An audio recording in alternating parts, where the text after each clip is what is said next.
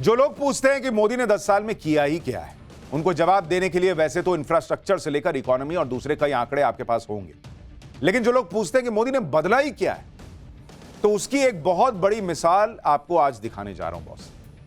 जिस देश में आजादी के बाद से ऐसी सरकारें रही हों, जिनके राज में मंदिर जाना, हिंदुओं की बात करना आपको कम्युनल का तमगा देता हो, जिनके राज में मंदिर जाना कूल ना माना जाता हो, उस देश में 10 साल के राज में मोदी ने क्या बदल दिया है, आज उसकी ऐसी तस्वीरें आ रही हैं कि आप शॉक्ड रह जाएंगे। नरेंद्र मोदी हिंदुओं को जोड़ने के जिस मिशन पर चल रहे हैं, वो मिशन कैसे कामयाबी के झंडे गाड़ रहा है, आज उसका रिपोर्ट कार्ड आ गया है बॉस।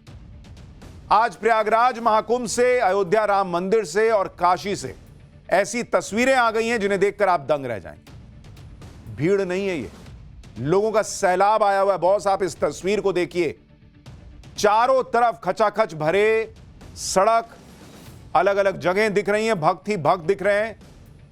मंदिर कौन जाए, पूजा पाठ कौन करे, चलो गोवा और शिमला घुमाते हैं वाला क्राउड भी आज पक्का सनातनी बनकर धार्मिक आयोजन में रमा हुआ दिख रहा है।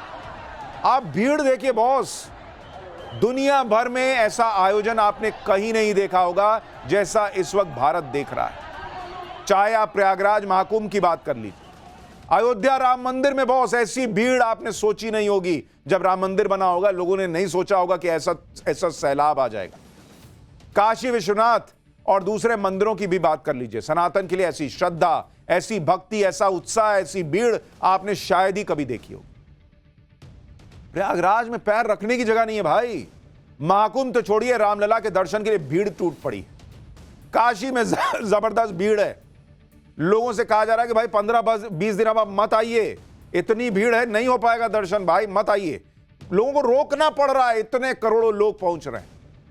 लेकिन सनातन के प्रति ऐसी आस्था है कि कितना भी कष्ट हो, कितनी मुसीबतें आए, लोग सब कुछ झेलने के लिए तैयार हैं। सब एक बार संगम में डुबकी लगा लेना चाहते हैं।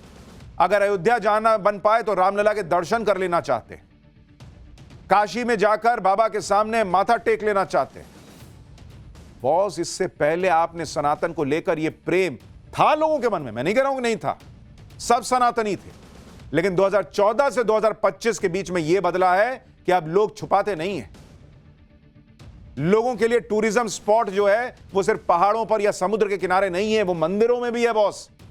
भगवान के दर्शन करने में भी लोगों को आनंद आने लगा है। यूथ जा रहा है, मां बाप को लेकर जा रहा है कि चलिए चलते हैं।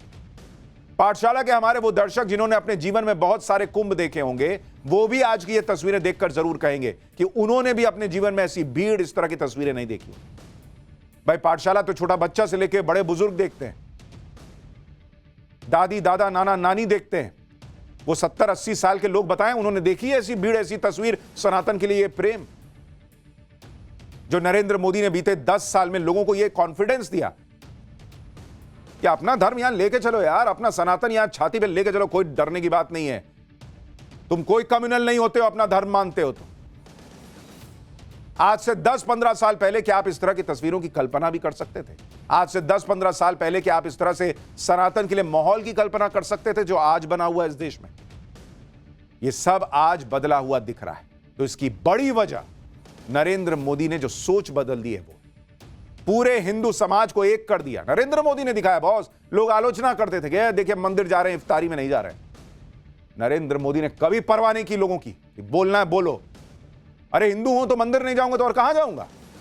आज यही हिंदू समाज एक होकर अपनी ताकत पूरी दुनिया को दिखा रहा है। पूरी दुनिया दंग है कि 1.5 से 2 करोड़ लोग कुछ ही घंटे में एक जगह इकट्ठा हो जाते हैं। पूरे भक्तिभाव से आयोजन हो रहा है। अकेले महाकुंभ की बात कर लीजिए, अब तक 15 करोड़ से ज्यादा लोग स्नान कर चुके हैं। लेकिन बॉस, ये तो अभी ट्रेलर भर है। असली पिक्चर तो कल दिखेगी, जब महाकुंभ का सबसे बड़ा स्नान होना है। कल मौनी अमावस्या है और कल के ही दिन सबसे बड़ा स्नान महाकुंभ का होता है। सिर्फ कल में कुछ ही घंटों में 10 करोड़ लोग संगम में डुबकी लगाएंगे, ऐसा अनुमान है। 10 करोड़ लोग। बड़े बड़े देशों की इतनी आबादी नहीं है जितना अकेले वहां स्नान करने पहुंचेंगे। कल महाकुंभ में कई रिकॉर्ड बनने वाले हैं जिनके बारे में आगे बताऊंगा। तैयारी क्या है इसके बारे में आपको बताऊंगा। आप खुद देखिए कि महाकुंभ में लोगों का सैलाब बढ़ता जा रहा है। हर गुजरते दिन के साथ महाकुंभ में लोगों के आने की तादाद बढ़ती जा रही। भाई, 21 जनवरी को 43 लाख लोगों ने डुबकी लगाई थी, 43 लाख। एक दिन बाद 22 जनवरी को 4 लाख लोगों की संख्या बढ़ गई। 47 लाख लोगों ने स्नान कर लिया संगम। 23 जनवरी को यह बढ़कर 48 लाख हो गया। 24 जनवरी को 59 लाख लोगों ने संगम में स्नान किया। 25 जनवरी को फिर 66 लाख लोगों ने स्नान किया। 26 जनवरी को 1,74,00,000 लोगों ने डुबकी लगाई। 27 जनवरी को 1,18,00,000 लोगों ने स्नान किया।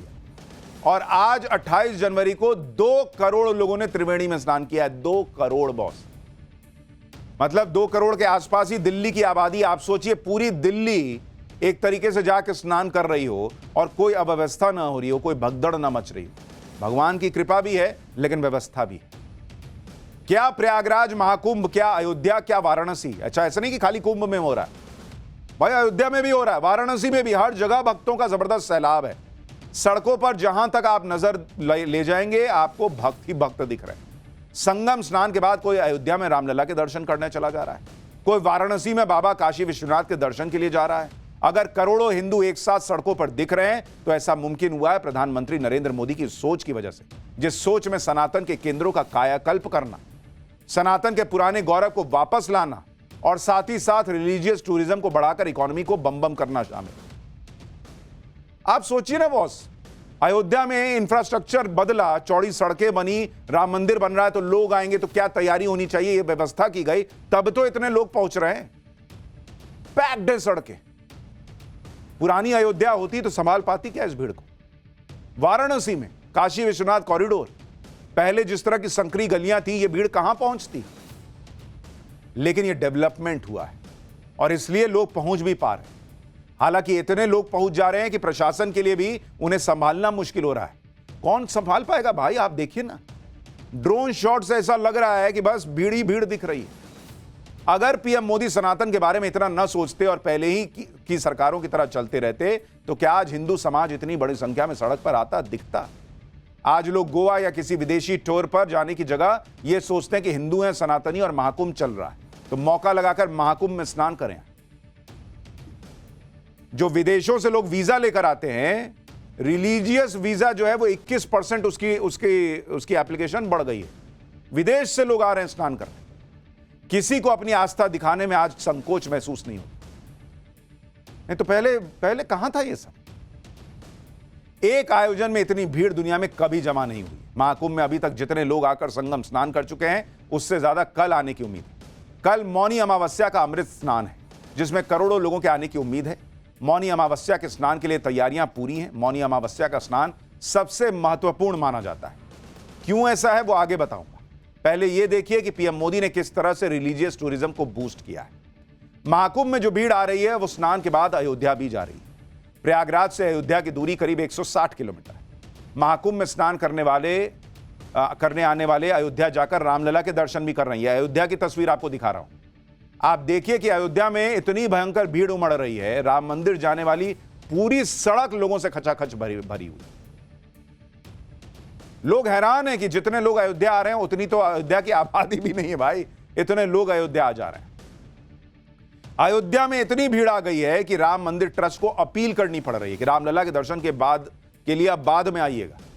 अयोध्या में अभी भी राम मंदिर का काम चल रहा है, इंफ्रास्ट्रक्चर तेजी से डेवलप हो रहा है। इसी वजह से राम मंदिर ट्रस्ट के महामंत्री चंपत राय को भक्तों से अपील करनी पड़ गई। चंपत राय ने कहा है कि महाकुंभ में 29 जनवरी को मौनी अमावस्या का मुख्य स्नान है, जिसमें 10 करोड़ लोगों के आने का अनुमान है। बहुत बड़ी संख्या में प्रयागराज से भक्तजन अयोध्या पहुंच रहे हैं। पिछले 3 दिनों से अयोध्या में श्रद्धालुओं की संख्या में अभूतपूर्व बढ़त हो गई है। अयोध्या की जनसंख्या और आकार को देखते हुए कहा जा सकता है कि इतनी अधिक संख्या में भक्तों को एक दिन में रामलला के दर्शन कराना बहुत कठिन है और इसी कारण भक्तों को परेशानी भी हो रही है। हमारा निवेदन है कि पास पड़ोस के भक्तजन 15-20 दिन के बाद दर्शन के लिए अयोध्या आए, जिससे बहुत दूर से आने वाले भक्त अभी सुविधा से प्रभु के दर्शन कर सकें। इतनी भीड़ आ गई है कि भक्तों से हाथ जोड़ के कहना पड़ रहा है कि संभव है तो बाद में आइएगा। कहां से करोड़ों लोग पहुंच जाएंगे? कैसे होगा बॉस? दुनिया में इस तरह से नहीं होता कोई आयोजन। किसी धर्म को कमतर नहीं आंक रहा हूं, किसी की आयोजन प्रयोजन को कम नहीं कर रहा हूं, लेकिन आप कंपैरिजन कर लीजिए कहीं का भी, इतनी भीड़ एक साथ कहीं नहीं जाती। जो हाल अयोध्या का है वैसा ही वाराणसी का भी हो रखा। वाराणसी में काशी विश्वनाथ कॉरिडोर बनने के बाद भक्तों की संख्या बढ़ी। प्रयागराज में महाकुंभ का असर वाराणसी में भी दिख रहा है। प्रयागराज से वाराणसी की दूरी सिर्फ 122 किलोमीटर है। महाकुंभ में स्नान के बाद बहुत सारे भक्त वाराणसी भी जा रहे हैं। वाराणसी में ऐसी भीड़ है, पूछिए मत। ऐसा लग रहा है जैसे वाराणसी में भी कोई महाआयोजन हो रहा है। ये तस्वीरें साफ बता रही हैं कि सनातन और हिंदुत्व को लेकर लोगों की सोच कितनी बदल गई।